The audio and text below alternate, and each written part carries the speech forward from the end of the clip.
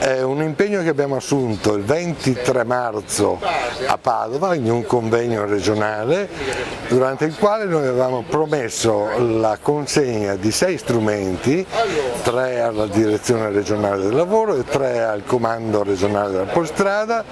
Oggi abbiamo mantenuto fede a quella promessa con la collaborazione dell'Istituto Bilaterale Regionale per l'Autotrasporto.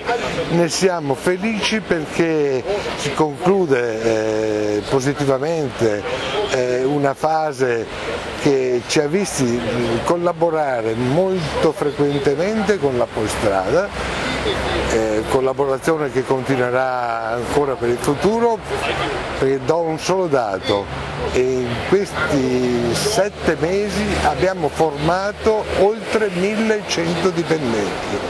Alla Polizia Stradale verrà fornito un portatile che comprende il software e in più verranno forniti un cavo per lo scarico del cronotachigrafo e un lettore di smart card per la lettura delle carte del conducente.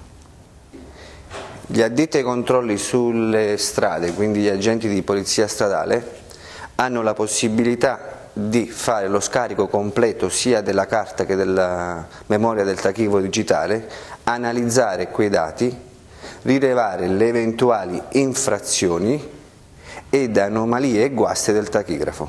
Il controllo viene eseguito in una forma completamente istantanea sul posto e quindi una contestazione immediata delle eventuali infrazioni rilevate o manomissioni. Il software ha la peculiarità anche e l'esclusività di essere un modulo unico ed è valido sia per il tachigrafo digitale che per il tachigrafo analogico ed è stato sviluppato grazie alla collaborazione dei diversi corpi delle polizie europee.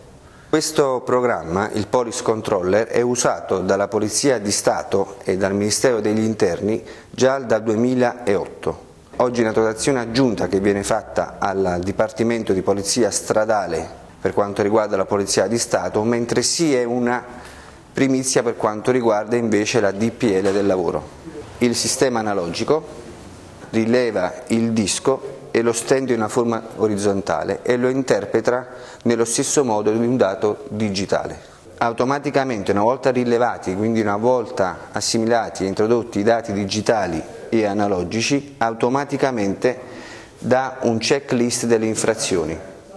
In più, una volta rilevate tutte le infrazioni, automaticamente il sistema genera il verbale e le varie liste di controllo che sono addette, quindi la lista di controllo su strada per quanto riguarda la polizia di strada e lista di controllo presso le aziende per quanto riguarda l'ispettorato del lavoro. Il sistema viene dotato, oltre del software, di schede personalizzate che vengono date agli operatori di controllo, quindi sia su strada che per quanto riguarda gli ispettorati del lavoro. Questo è un sistema di riconoscimento di utenti, quindi di login, per avere un sistema unico e centralizzato. Da anni noi come FAI invochiamo i controlli su strada perché determinano una concorrenza sleale tra i soggetti che poi fanno lo stesso nostro lavoro. Cioè, ognuno per la propria competenza, per la propria parte, sta facendo al meglio, soprattutto in questo territorio, per far sì che le regole vengano rispettate. La sicurezza è un elemento fondamentale, dietro la sicurezza sappiamo che ci sono tanti interessi che non ci riguardano. Noi facciamo di tutto perché le nostre aziende siano messe in condizione di conoscere le regole, di applicarle e di svilupparsi. Guido Bertoldo, un numero piuttosto importante di lavoratori sono stati coinvolti nel progetto formativo.